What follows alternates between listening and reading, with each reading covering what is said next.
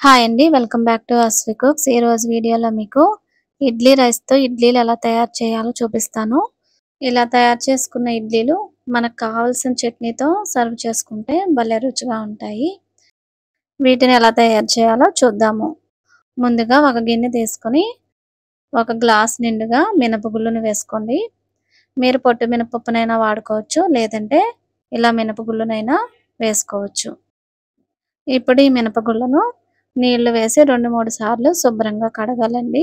ఇలా కడిగిన తర్వాత ఈ నీళ్లను పారపోసి మంచి నీళ్లను వేసి 4 నుంచి 5 గంటల పాటు ఈ మినపగుళ్ళను బాగా నాననివ్వాలి.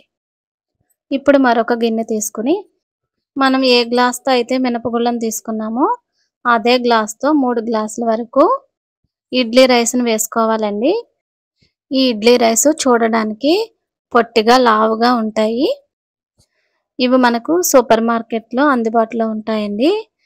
వీటిని కూడా శుభ్రంగా కడిగి ఈ నీరంతా వంచేసి వీటిని కూడా 4 నుంచి 5 గంటల పాటు మినపగుళ్ళతో పాటు మూత పెట్టి నాననివ్వాలి. 4 గంటల తర్వాత మినపగుళ్ళను మిక్సీ జార్లో కానీ ఇలా గ్రైండర్లో కానీ వేసుకోవాలండి. మనం మిక్సీ జార్లో వేసుకునే కంటే ఇలా గ్రైండర్లో వేసుకుని రుబ్బుకుంటే ఇడ్లీలు సాఫ్ట్గా బాగా వస్తాయి. ఈ గ్రైండర్లో కొంచెం వాటర్ వేసుకుంటూ ఈ మినపప్పుని మెత్తగా రుబ్బుకోవాలి. మినపప్పు బాగా మెత్తగా నలిగిన తర్వాత మనం నానబెట్టుకున్న బియ్యాన్ని కూడా వేసుకోవాలి. ఈ బియ్యం వేసిన తర్వాత మనం ఎక్కువసేపు గ్రైండ్ చేయాల్సిన అవసరం లేదండి. కొంచెం బరకగా చేసుకుంటే సరిపోతుంది. వాటర్ సరిపోకపోతే మధ్యలో చూసుకుంటూ వేసుకోవాలి. పిండి ఈ విధంగా నలిగిన తర్వాత ఈ పిండిని ఒక గిన్నెలోకి తీసుకుని ఒక నైట్ అస్తమాను మూత పెట్టి పక్కన పెట్టుకోవాలండి. తెల్లవారు చూసేసరికి పిండి ఈ విధంగా పొంగి ఉంటుందండి. మీకు గరిటతో తీసి చూపిస్తున్నాను చూడండి. పిండి ఈ విధంగా బబుల్స్ లా వచ్చింది. ఇలా పొంగిన పిండిలో సరిపడా నీళ్లను సరిపడా ఉప్పుని వేసుకుని బాగా కలుపుకోవాలి. ఈ పిండి రుబ్బేటప్పుడు మరీ మెత్తగా రుబ్బకూడదండి. ఇడ్లీలు గట్టిగా వచ్చేస్తాయి. కొంచెం బరకగా ఉండేటట్లుగానే రుబ్బుకోవాలి. నీళ్లను కూడా చూసుకుని వేసుకోవాలండి. కొంచెం పలచగానే చేసుకుని వేసుకోవాలి. పిండి కన్సిస్టెన్సీ అనేది ఈ విధంగా ఉండాలండి. ఇలా ఉన్న పిండిని మనం ఇడ్లీలా వేసుకోవాలి.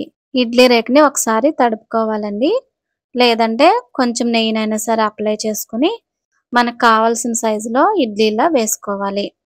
ఇదే పిండిని మరి కొంచెం పలచగా చేసుకుని దోశల్లా వేసుకున్నా సరే సాఫ్ట్గా చాలా బాగా వస్తాయండి. ఇలా మొత్తం రేకులన్నీ ఈ విధంగా ఇడ్లీలా వేసుకోవాలి. ఇలా వేసుకున్న ఇడ్లీలన్నిటినీ మనం ముందుగానే స్టవ్ పైన ఇడ్లీ పాత్ర పెట్టుకుని ఒక గ్లాస్ నీళ్లు వేసుకుని నీళ్లు మరుగుతున్నప్పుడు ఇడ్లీ స్టాండ్ తీసుకుని ఈ ఇడ్లీ పాత్రలో పెట్టుకోవాలి. ఇలా ఇడ్లీ పాత్రలో పెట్టిన తర్వాత మంటని మీడియం ఫ్లేమ్ లో పెట్టుకోండి.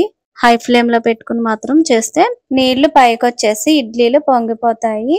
10 నిమిషాలు మీడియం ఫ్లేమ్ లో ఉడికించిన తర్వాత సైడ్ నుంచి ఈ విధంగా ఆవిరి వస్తుందండి. అప్పుడు స్టవ్ ఆఫ్ చేసుకుని 1 నిమిషం తర్వాత ఒకసారి చెక్ చేసుకుంటే ఇడ్లీలు చేతికి అంటుకోకుండా ఉంటాయండి. అప్పుడు ఇడ్లీలు అనేవి పూర్తిగా ఉడికినట్లు.